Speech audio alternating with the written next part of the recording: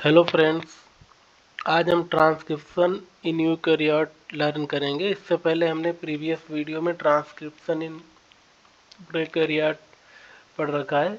Make sure ये class उस previous class के कंटिन्यूएशन में ही है। तो यहाँ पर आप देख सकते हैं ट्रांसक्रिप्शन इन यूकैरियोट के केस में यहाँ पर एक डबल स्टैंडर्ड डीएनए होता है, उस पर एक ट्रांसक्रिप्शन यूनिट होती है जिसमें एक स्टार्ट साइड होती है, टाटा बॉक्स होता है, कैट बॉक्स होता है, जीसी बॉक्स होता है। आप देख सकते हैं -30 पे टाटा बॉक्स होता है अप स्ट्रीम में, -70 पे कैट बॉक्स होता है और -85 पर जीसी बॉक्स होता है। इसके साथ साथ यहाँ पर टाटा बॉक्स के पास एक कोर प्रमोटर भी होता है और उसके डाउन स्ट्रीम प्रमोटर एलिमेंट भी होते हैं। तो यहाँ पर टाटा बॉक्स से टाटा बाइंडिंग प्रोटीन आकर के बाइंड करती है यूकैरियोट के केस में। प्रोकैरियोट के केस में हम देख रहे थे टाटा बॉक्स को सिग्मा फैक्टर रिकॉग्नाइज कर रहा था। तो ये टाटा बाइंडिंग प्रोटीन के बाद यहाँ पर TATA binding protein association factor भी आकर के बाइंड करता है और ये दोनों TATA binding protein and TATA binding protein association factor core promoter को रिकॉग्नाइज करते हैं।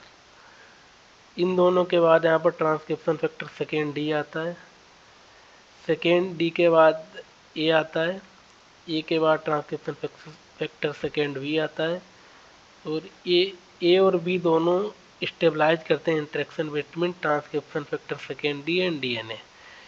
ए और बी दोनों ट्रांसक्रिप्शन फैक्टर सेकेंड डी और डीएनए के इंटरेक्शन को स्टेबलाइज करते हैं। मेक श्योर ये सारे फैक्टर जो हैं डीएनए पर ही आकर बाइंड करते हैं। हमने यहाँ पर रिप्रेजेंटेशन के लिए इस तरह से बना रखा है। अच्छा, हम ट्रांसक्रिप्शन फैक्टर हर बार सेकेंड क्यों मेंशन कर रहे हैं? ये हम डिफ़ॉल्ट केस में एमआरएनए के ट्रांसक्रिप्शन को पढ़ रहे हैं। उसके अलावा भी आरएनए होते हैं, लेकिन हम यहाँ पर मेन जो एमआरएनए होता है एमआरएनए ही होता है, इसलिए हम एमआरएनए को लेकर चल रहे हैं। ठीक है, तो ए और बी के बाद यहाँ पर transcription factor F second F आता है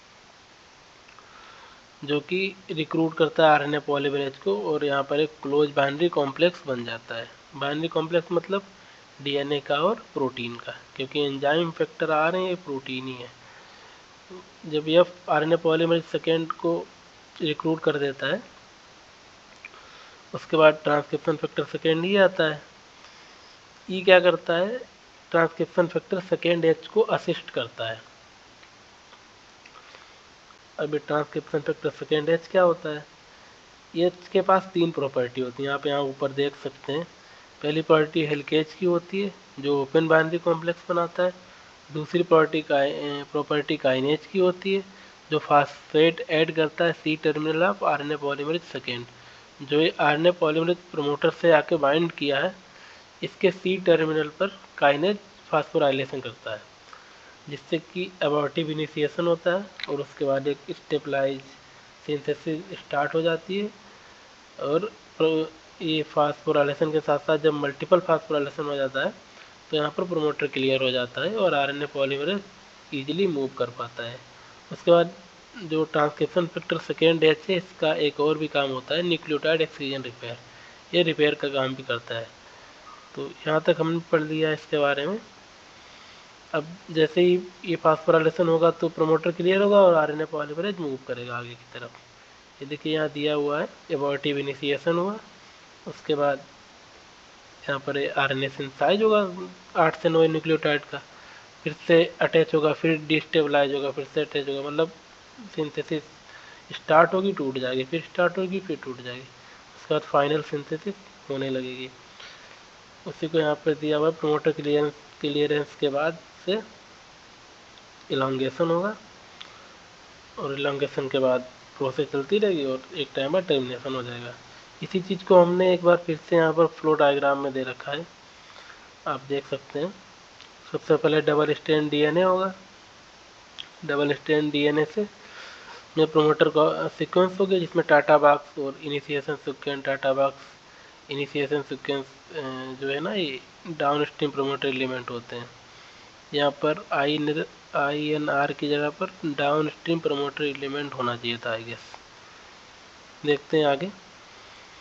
प्रमोटर सीक्वेंस के साथ साथ यहाँ पर TATA binding protein promoter sequence से आकर के बाइंड करेगी टाटा बाइंडिंग प्रोटीन के बाद transcription factor, transcription association factor आएंगे और ट्रांसक्रिप्शन फैक्टर सेकेंड डी आएगा। उसके बाद से ट्रांसक्रिप्शन फैक्टर सेकेंड ए आएगा और बी आएगा। उसके बाद स्टेबलाइज इंटरेक्शन होगा डीएनए का और ट्रांसक्रिप्शन फैक्टर सेकेंड डी का, और आरएनए पॉलीमरेज सेकेंड को रिक्रूट किया जाएगा। ठीक है, यहाँ पर आरएनए पॉलीमरेज आएगा और ट्रांसक्रिप्शन फैक्टर सेकेंड, इसके बाद ट्रांसक्रिप्शन फैक्टर सेकेंड डी और ट्रांसक्रिप्शन फैक्टर सेकेंड एच आएगा। उसके बाद से क्लोज बाइनरी कॉम्प्लेक्स बन जाएगा डीएनए का और प्रोटीन का। नेक्स्ट स्टेप में हेलिकेज आ जाएगा जो कि ट्रांसक्रिप्शन फैक्टर सेकेंड एच होता है। उसके बाद 3 प्रॉपर्टी होती है, हमने पिछली स्लाइड में डिस्कस भी की थी। इसके बाद यहाँ पर जब हेलिकेज आ जाएगा तो मेल्टिंग स्टार्ट हो जाएगी टाटा बॉक्स से। मेल्टिंग स्टार्ट होने के बाद ओपन बाइनरी कॉम्प्लेक्स बन जाएगा। ओपन बाइनरी कॉम्प्लेक्स के बाद जो दूसरी प्रॉपर्टी थी ट्रांसक्रिप्शन फैक्टर सेकेंड एच की, काइनेज की, उससे ये फास्फोराइलेशन करेगा आरएनए पॉलीमरेज के सी टर्मिनल डोमेन पे। किसी प्रोटीन के 2 डोमेन होते हैं, एन टर्मिनल और सी टर्मिनल, तो इस सी टर्मिनल पे फास्फोराइलेशन करेगा। नेक्स्ट स्टेप में अबॉर्टिव इनिशिएशन होगा। अबॉर्टिव इनिशिएशन के बाद टर्निटी कॉम्प्लेक्स बनेगा, एक डीएनए का, दूसरा प्रोटीन का और तीसरा आरएनए का। ठीक है, उसके बाद से transcription factor second multiple phosphorylation करेगा सी टर्मिनल डोमेन पे आरएनए पॉलीमरेज सेकेंड के, जिसके बाद से प्रोमोटर क्लियर हो जाएगा और इलांगेशन स्टार्ट हो जाएगा। आप फ्लो डायग्राम में देख भी सकते हैं। इसी के साथ साथ यहाँ पर इलांगेशन के बाद जब टर्मिनेटर सीक्वेंस आएंगे तो टर्मिनेशन हो जाएगा। ये जो फैक्टर आ रहे हैं सीक्वेंसली, इसके लिए कोड भी दिया हुआ है। The Amitabh Bachchan fantastic entertainer है, मतलब पहले डी आएगा, फिर ए आएगा, फिर बी आएगा, फिर एफ आएगा, फिर ई आएगा और फिर एच आ जाएगा। तो यहाँ तक होप आपको क्लियर हो गया होगा। इसके बाद से जो प्रोकैरियोटिक जो यूकैरियोटिक ट्रांसक्रिप्शन में, प्रोकैरियोटिक तो हमने डिस्कस कर ही रखा है। यूकैरियोटिक ट्रांसक्रिप्शन में जो भी पॉलीमरेज होते हैं उसको हम पढ़ लेते हैं। हमने वहाँ पर देखा था, वहाँ पर एक सिंगल टाइप का आरएनए पॉलीमरेज था, जबकि यूकैरियोटिक के केस में डिफरेंट आरएनए के लिए डिफरेंट आरएनए पॉलीमरेज होता है। तो हम यहाँ पर देख सकते हैं, दिया हुआ है। सबसे पहले आरएनए, बेसिकली यहाँ पर 5 आरएनए पॉलीमरेज होते हैं, हम 1 बाय 1 डिस्कस करेंगे। सबसे पहले आरएनए पॉलीमरेज फर्स्ट के बारे में देख लेते हैं। आरएनए पॉलीमरेज फर्स्ट आरआरएनए को सिंथेसाइज करता है, जितने भी हैं उसमें आपका 5.8s आरआरएनए आ जाएगा, 18s आरआरएनए आ जाएगा और 28s आरआरएनए आ जाएगा।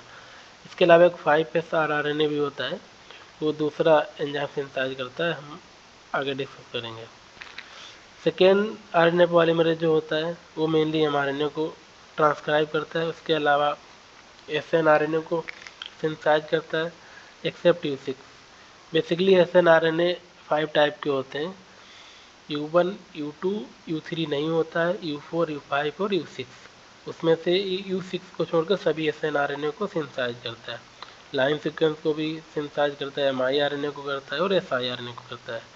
उसके बाद से थर्ड आरएनए पॉलीमरेज आता है जो टीआरएनए को सिंथेसाइज करता है, साइन को करता है, एससीआरएनए को करता है, और हमने बोला था ना जो रिमेनिंग आरएनए बच जाते हैं, जैसे फर्स्ट आरएनए पॉलीमरेज है वो 5s आरआरएनए को नहीं करता है तो उसको थर्ड करता है। उसके अलावा सेकेंड U6 एसएनआरएनए को नहीं करता है तो उसको भी थर्ड करता है। तो यहाँ तक आप देख सकते हैं। इसके अलावा 2 आरएनए पॉलीमरेज और भी होते हैं, 4th और 5th। ये दोनों siRNA को सिंथेसाइज करते हैं जो कि प्लांट्स में पाए जाते हैं सिर्फ। तो आप देख सकते हैं फर्स्ट, सेकेंड और थर्ड, मेनली फर्स्ट आरएनए को कर रहा है, सेकेंड एमआरएनए को कर रहा है और थर्ड टीआरएनए को कर रहा है। फर्स्ट, सेकेंड, थर्ड RMT, आप इस तरह से याद कर सकते हैं। इसके अलावा मैंने यहाँ पर जो डिफरेंट आरएनए सिंथेसाइज हो रहे हैं इनके रोल को मेंशन किया हुआ है, आप देख सकते हैं। जैसे आरआरएनए होता है वो राइबोसोम को सिंथेसाइज करता है, कुछ प्रोटीन्स के साथ मिल करके राइबोसोम की सिंथेसिस करता है। एमआरएनए होता है, मेनली इस पे कोडान्स होते हैं जिनके रेफरेंस में प्रोटीन की सिंथेसिस होती है, रिस्पेक्टिव कोडान आके लगता है ना अमाइनो एसिड पे, मतलब कोडान पे अमाइनो एसिड आके लगता है टीआरएनए के थ्रू। उसके बाद से SNRNA होता है, स्प्लाइसिंग करता है mRNA की, हम पढ़ेंगे भी आगे। siRNA mRNA क्या करते हैं, ये जीन रेगुलेशन करते हैं। RNA स्मॉल न्यूक्लियोलर आरएनए होता है, ये rRNA की प्रोसेसिंग कराता है। उसके बाद tRNA होता है, ये अमीनो एसिड को कैरी करता है। तो यहाँ तक हमने एंजाइम और डिफरेंट आरएनए के रोल्स को डिस्कस कर लिया है। इसके बाद से लास्ट आता है टर्मिनेशन, क्योंकि प्रोसेस इलोंगेट हो रही है, इसको रोकना भी है। तो टर्मिनेशन पे यहाँ पे जब हम टर्मिनेशन की बात करेंगे तो रेड प्रोटीन होती है, जो कि जो न्यूली सिंथेसाइज्ड mRNA या कोई भी rRNA है उसको कट करता है 3 प्राइम एंड पे, एक एंडोन्यूक्लियोज की तरह। इसके अलावा एक XRN2 भी होता है जो एक्सोन्यूक्लियोज की तरह काम करता है, जो भी ओवरहैंग सीक्वेंस होते हैं उनको एक एंड से ट्रिम कर देता है। और ये जो टर्मिनेशन है प्रीमेच्योर टर्मिनेशन होता है, क्योंकि ट्रांसक्रिप्शन की प्रोसेस रन ही हो रही होती है तब तक ये रेड प्रोटीन जो है mRNA को क्लीव कर देता है, इसलिए difficult to identify actual site. तो जो एक्चुअल साइट ट्रांसक्रिप्शन की है उसको आइडेंटिफाई करने में प्रॉब्लम होती है। तो हमने यहाँ तक ट्रांसक्रिप्शन इन यूकैरियोट को पढ़ लिया है। होप आपको समझ में आया होगा। Thank you.